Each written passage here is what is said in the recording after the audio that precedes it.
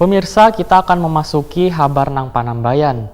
Dewan Pers Indonesia menggelar workshop peliputan pemilihan legislatif Wan Pemilu Presiden tahun 2019 di Hotel Mercure Jalan Ahmad Yani, Pal 2, Banjarmasin Tengah, beisukan Rabu 6 Maret 2019. Kegiatan ini dalam rangka meningkatkan kualitas peliputan pada pemilu 17 April 2019 nanti.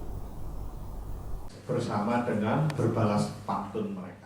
Dewan Pers Indonesia menggelar workshop peliputan pemilihan legislatif Wan Pemilu Presiden tahun 2019 bagi bubuhan media elektronik cetak Wan Online Kalimantan Selatan di Hotel Mercure Jalan Ahmad Yani, Pal 2, Banjarmasin Tengah, beisukan Rabu 6 Maret 2019. Workshop yang telah dilaksanakan ke-14 kalinya di berbagai provinsi di Indonesia ini adalah dalam rangka meningkatkan kualitas peliputan pada pemilu 17 April 2019 nanti. Saya nggak membayangkan pemilu itu nanti TPS dibuka pukul 7, mungkin pukul 2, pukul 3 sudah ditutup. Paling lambat pukul 4 ditutup, mulai dihitung. Ya, suara dari tingkat TPS naik ke tingkat kelurahan, kelurahan naik ke kecamatan, terus sampai nasional. Dan itu dilakukan dengan menghitung nanti 150 juta suara. Dari Sabang sampai Merauke, kita punya 3. Kita tahu di negara-negara lain, contohnya India, pemilu itu berlangsung berhari-hari per negara bagian.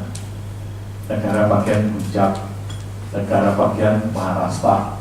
Terus di Indonesia tidak, dalam hitungan setengah hari harus selesai. Kita punya 3 wilayah waktu yang berbeda. Apa tidak ambisius sih? Ketua Dewan Pers Pusat, Yosep Adi Prasetyo Waitakoni Prima TV menghimbau kepada seluruh jurnalis di Kalimantan Selatan untuk tetap bersikap independen dalam pelaksanaan Pesta Demokrasi 2019. Sebagai media informasi, ujar Yosep Adi Prasetyo, jurnalis dalam penyampaian pemberitaan secara netral, berkualitas, berimbang, mendidik dan mencerdaskan kepada warga tanpa harus melanggar kode etik kejurnalisan. Yosep Adi Prasetyo mengingatkan agar insan media berhati-hati dalam menggunakan sumber informasi berasal dari media sosial, terutama berita-berita yang sedang viral. Media harus tetap melakukan uji kebenaran atau verifikasi faktual dalam mengkonfirmasi ke pihak-pihak yang harus dikonfirmasi. Pers di Indonesia, khususnya di Kalimantan Selatan, ujar Yosep Adi Prasetyo, dapat menjadi wasit nang baik wan adil dalam pelaksanaan pemilu nanti. Wan jangan sampai menyalahgunakan ketergantungan warga terhadap media. Selain itu, Yosep Adi Prasetyo mengharapkan Kalimantan Selatan harus turut mendorong wan menjadi sumber inspirasi bagi calon wan publik, terutama sebagai forum sehat pertukaran pikiran wan ide. Kami ingin mendorong media-media lokal, ya, terutama media yang ada di Kalimantan Selatan ini dan kota Banjarmasin. Yuk kita ramaikan proses pemilu ini dengan membuat liputan-liputan terhadap caleg-caleg yang ada di daerah ini.